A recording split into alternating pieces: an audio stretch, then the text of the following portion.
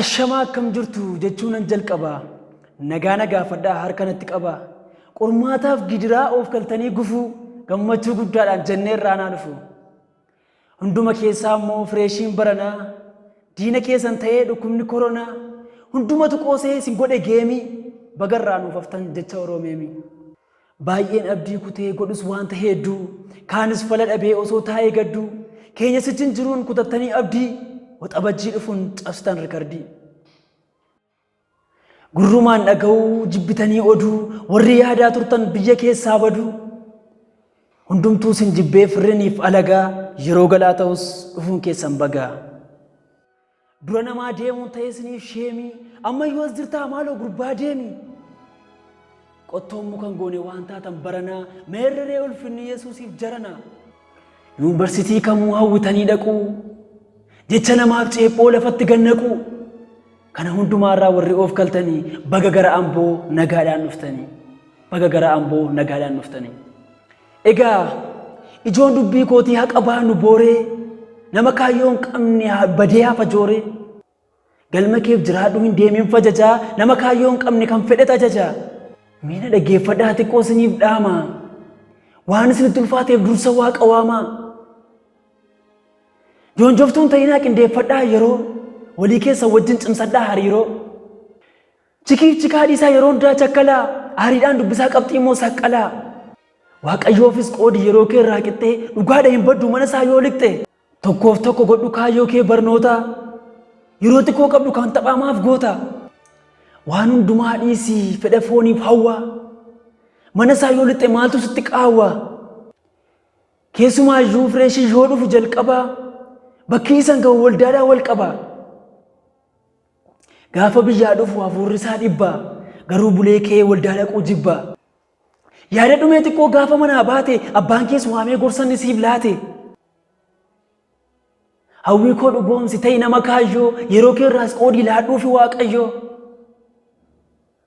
gorsa koo fudhadhuu hin deemin gannaqaa maaloo dogoggortee nan balleessin maqaa deemsa keef gammadee siif qopheessee dhangaa kan ittiin qotatu siif gurguree sangaa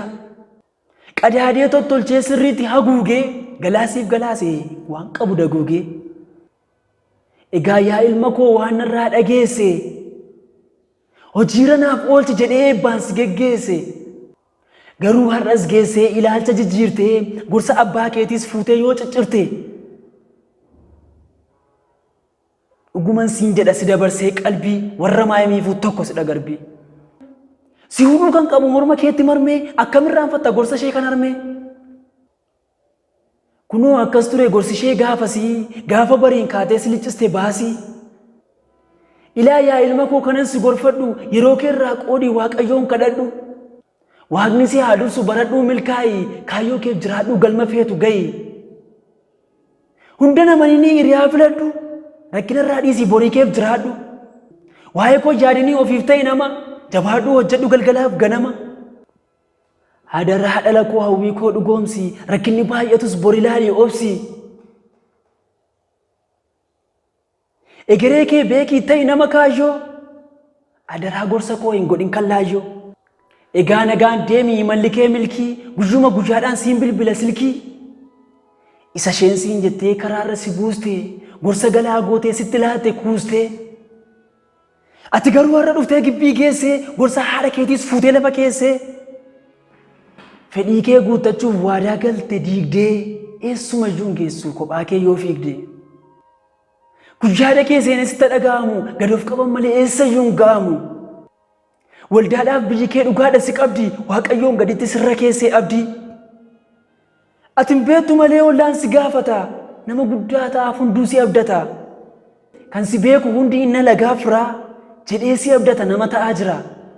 egaa atis yaadii guuti ija namaa waaqayyoo wajjiniin hunduun danda'ama ilaamee obbolaa koo warri dhuftan haaraa gooftaatti jabaachuun nama godha faaraa har'a waldaa dhiisnee maaf hin jennu fataa deddeebiin baay'inaan muudii sirkaa gata akkasin agarreef dukkanatti siqxee tokko lama dhugdaa qoree kee miliqxee